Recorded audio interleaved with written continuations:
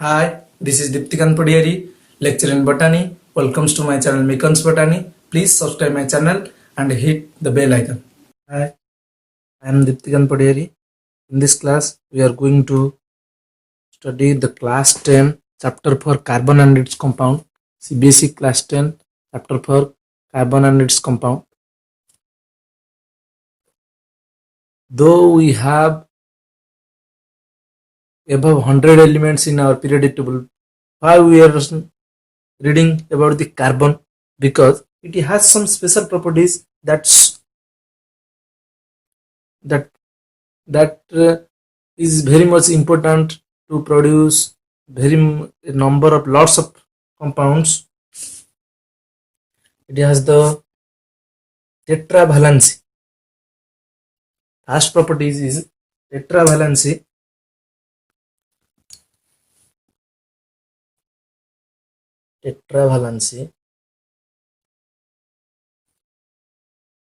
What do you mean by tetravalency? देखते हैं क्या होता है ये टेट्रावैलेंसी। मतलब कार्बन एक टेट्रावैलेंस कंपाउंड है। कार्बन एक टेट्रावैलेंट कंपाउंड है। टेट्रावैलेंट कंपाउंड मतलब क्या है? कार्बन का जो एटॉमिक नंबर है क्या 6 को हम कैसे लिख सकते हैं? इसका इलेक्ट्रॉनिक कॉन्फ़िगरेशन 2 4।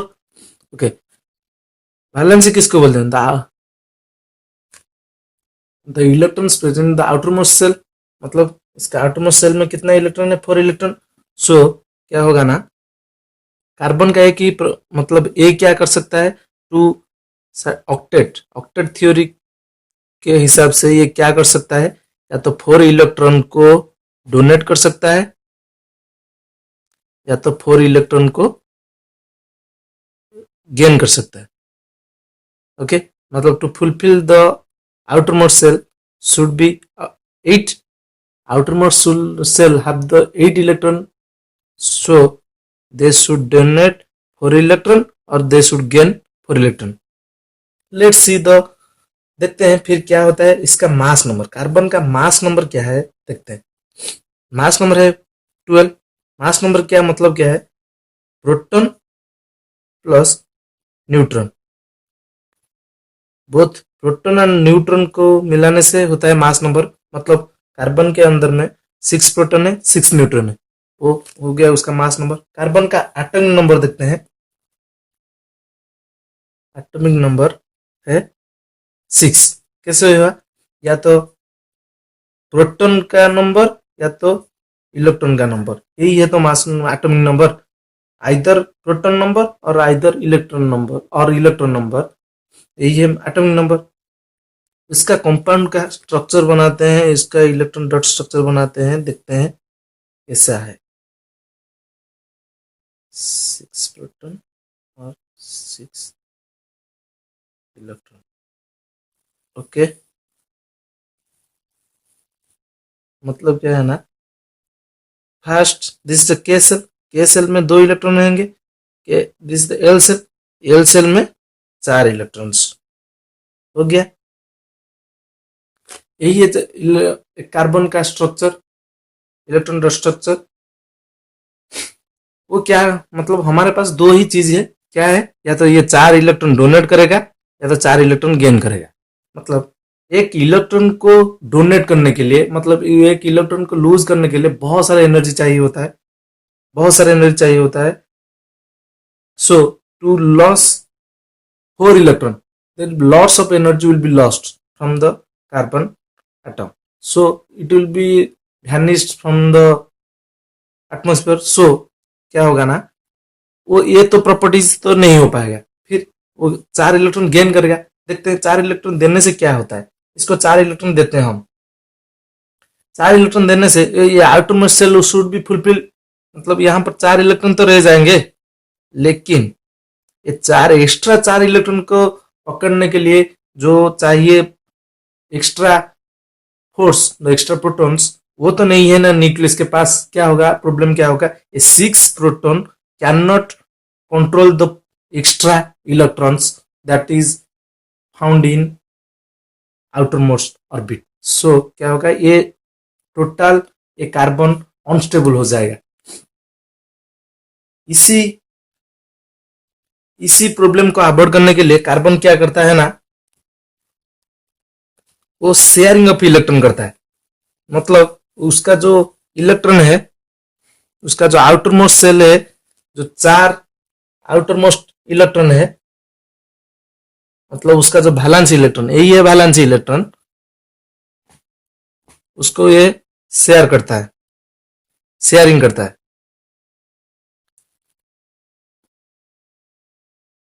उसी को शेयरिंग करता है। शेयरिंग करने से क्या होगा, उसका प्रॉफिट क्या है उसका, मतलब वो शेयरिंग करने से म्यूचुअल शेयरिंग करेगा, किसी के साथ म्यूचुअल शेयरिंग करेगा, मतलब उसको वो देगा, उससे ये भी लेगा। वो म्यूचुअल शेयरिंग करने से एक कंपाउंड बन जाएगा, जिसको हम बोलते हैं कोवैलेंट कंपाउंड। मतलब देखते हैं इलेक्ट्रॉन का शेयरिंग कैसे होता है। जो शेयरिंग ऑफ इलेक्ट्रॉन मैं बोल रहा था, शेयरिंग ऑफ इलेक्ट्रॉन कैसे होता है, शेयरिंग ऑफ इलेक्ट्रॉन कैसे होता है, अब देखते हैं।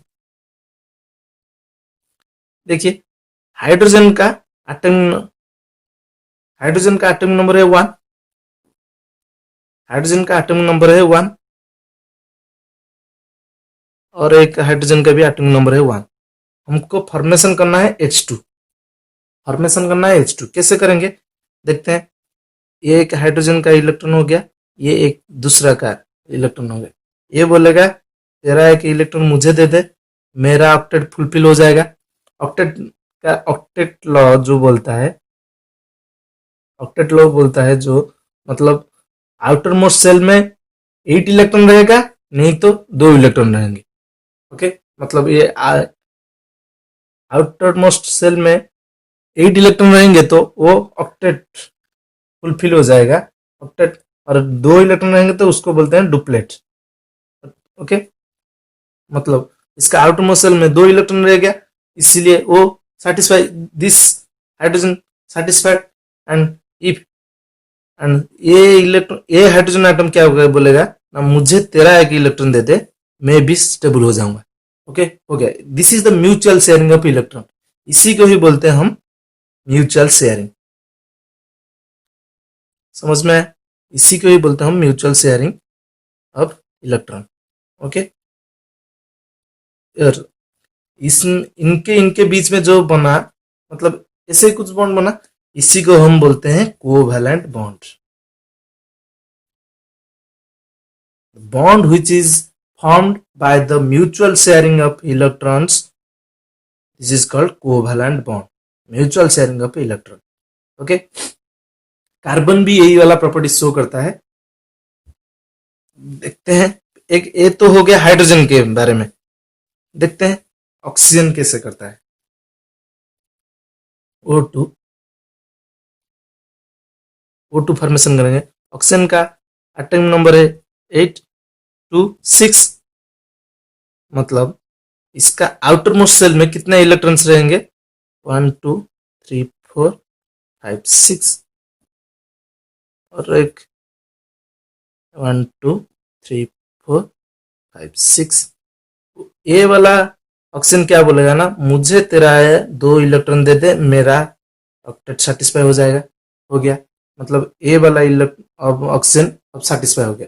फिर ए वाला ऑक्सीजन बोलेगा मुझे तेरा 2 इलेक्ट्रॉन दे दे, मैं भी सेटिस्फाई हो जाऊंगा, मेरा ऑक्टेट भी फुलफिल हो जाएगा, मैं भी स्टेबल हो जाऊंगा। ओके, ये हो गया म्यूचुअल शेयरिंग ऑफ ऑक्सीजन। और देखते हैं नाइट्रोजन के बारे में कैसे होता है। मतलब ऑक्सीजन के केस में कैसे हुआ, मतलब double bond sharing. Okay, 2 electron sharing. Okay, फिर नाइट्रोजन के केस में देखते हैं कैसे होता है।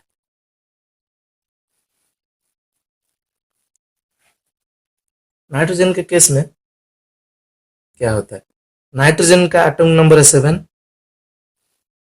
क्या है 2, 5।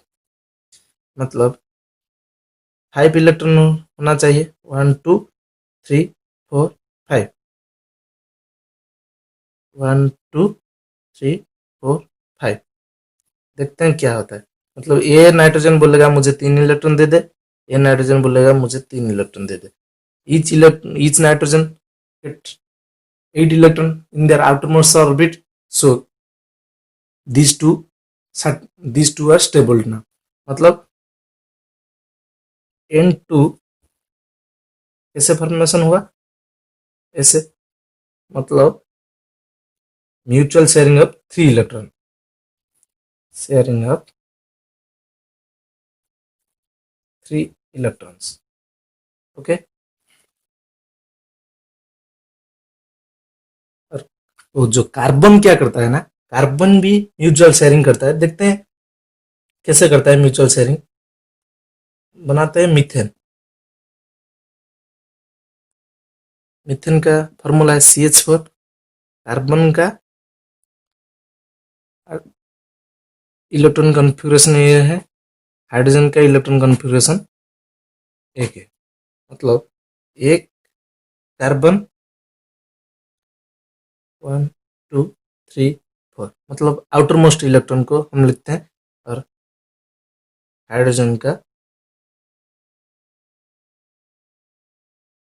इलेक्ट्रॉन को हम डॉट में रिप्रेजेंट करते हैं.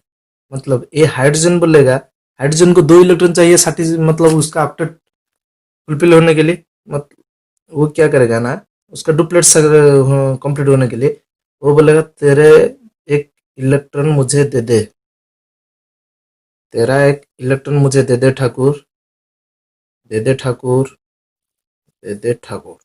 एक एक इलेक्ट्रॉन लेकर वो चारों को चारों हाइड्रोजन उनके डुप्लेट कंप्लीट हो गया. मतलब अब कार्बन क्या करेगा ना, कार्बन उसका जो कार्बन भी उन चारों हाइड्रोजन से मांगेगा मुझे तुम्हारा एक एक इलेक्ट्रॉन दो, और एक एक इलेक्ट्रॉन लेकर कार्बन का भी ऑक्टेट फुलफिल हो जाएगा. कार्बन का भी ऑक्टेट फुलफिल. अब both carbon and hydrogen gate satisfied with the octet rule. Okay, ऐसे ही बनता है CH4 और मीथेन. ये जो म्यूचुअल शेयरिंग ऑफ इलेक्ट्रॉन बोलते हैं, जो म्यूचुअल शेयरिंग ऑफ इलेक्ट्रॉन हुआ उसी को हम बोलते हैं covalent bonding. Okay, mutual sharing of electron को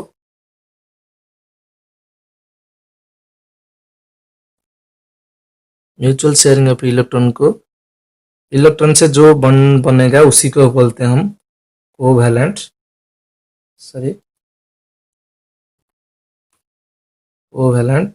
बॉन्ड. कोवैलेंट बॉन्ड इसको बोलते हैं हम कोवैलेंट बॉन्ड. जो भी कंपाउंड कोवैलेंट बॉन्ड को शो करते हैं, दोस compound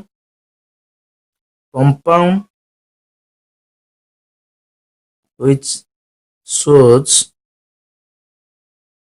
covalent bond are termed as called covalent compound. Okay, उसी को बोलते हैं हम कोवैलेंट कंपाउंड. जो कोवैलेंट बॉन्डिंग, जो भी कंपाउंड कोवैलेंट बॉन्डिंग शो करेंगे उन्हीं को बोलते हैं हम कोवैलेंट कंपाउंड. कोवैलेंट कंपाउंड और कोवैलेंट कंपाउंड का कैरेक्टरिस्टिक क्या है? कोवैलेंट कंपाउंड का कैरेक्टरिस्टिक क्या है ना, पहला तो कैरेक्टरिस्टिक है it has low melting point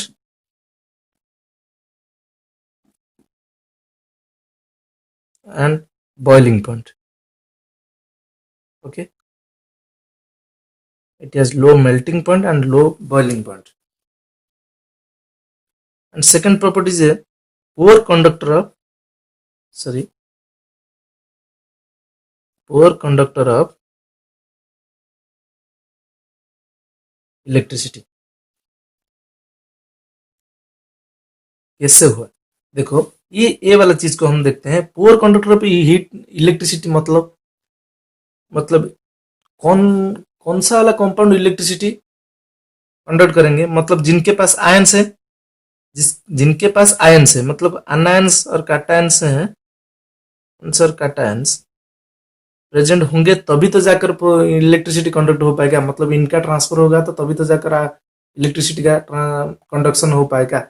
लेकिन इनके बीच में तो कोई भी आयन प्रेजेंट नहीं है, so they are the poor conductor of heat and electricity, sorry poor conductor of electricity.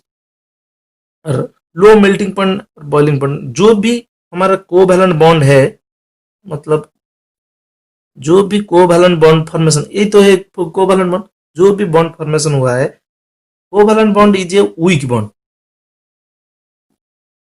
मतलब इसको ज्यादा हीट करेंगे तो वो बॉन्ड टूट जाएगा, मतलब मेल्ट हो जाएगा।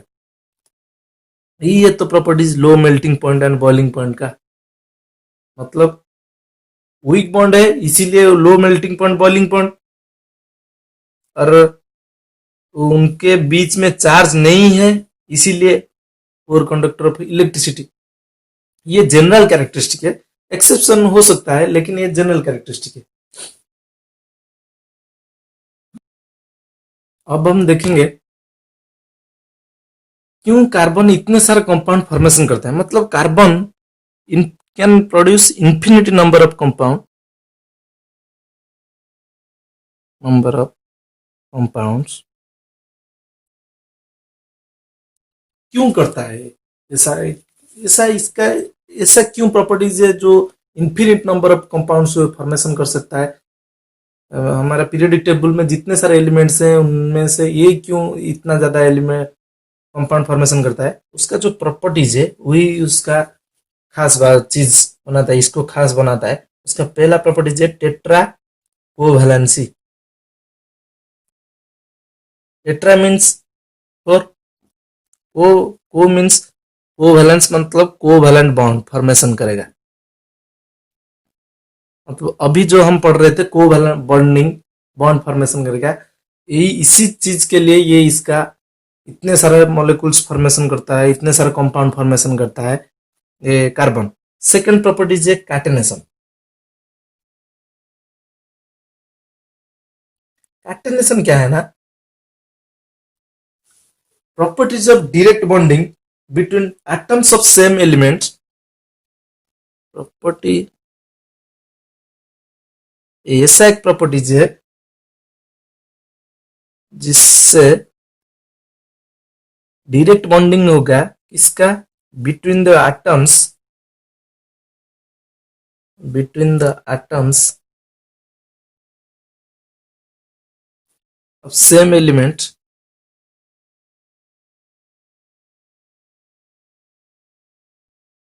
to form long chain, branch chain और क्लोज स्ट्रक्चर।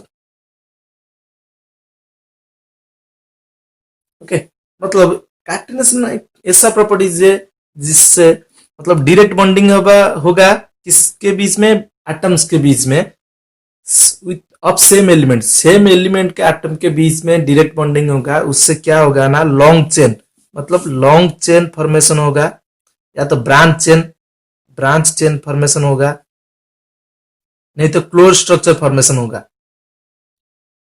देखो ये हो गया ना क्लोज स्ट्रक्चर, नहीं तो ऐसा हुआ ना क्लोज स्ट्रक्चर, हुआ ना। मतलब या तो ये लॉन्ग चेन फॉर्मेशन कर सकता है, या तो ब्रांच चेन फॉर्मेशन कर सकता है, या तो क्लोज स्ट्रक्चर फॉर्मेशन कर सकता है। ओके, यही है कैटेनेशन वाला प्रॉपर्टीज। और थर्ड प्रॉपर्टीज है पॉलीमराइजेशन। पॉलीमराइजेशन क्या है ना, मतलब पॉलीमर फॉर्मेशन करना, मतलब पॉलीमराइजेशन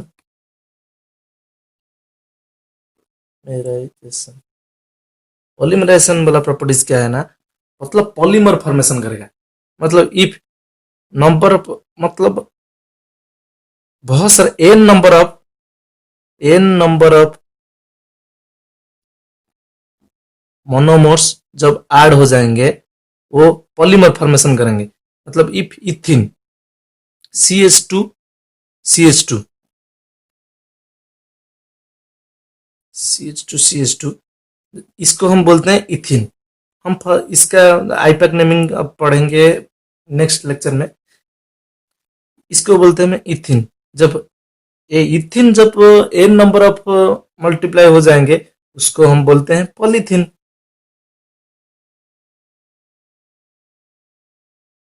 उसको बोलते हैं हम पॉलीथिन। ओके, पॉलीथिन ऐसे ही फॉर्मेशन किया जाता है प्लास्टिक इंडस्ट्री में। और फोर्थ प्रॉपर्टीज क्या है ना, आइसोमर। आइसोमर्स क्या है,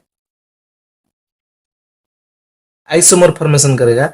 आइसोमर्स मतलब सेम मोलेकुलर फॉर्मूला। आइसोमर्स हम किसको बोलेंगे, same molecular formula but different structure.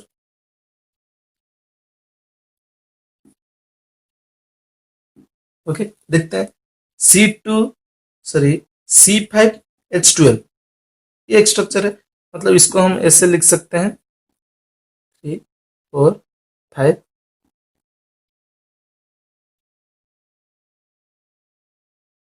1 2 3 4 5 6 7 8 9 10 11 12। ये हो गया C5H12 का स्ट्रक्चर। इसको हम ऐसे भी लिख सकते हैं, यहां पर एक हाइड्रोजन को हटा के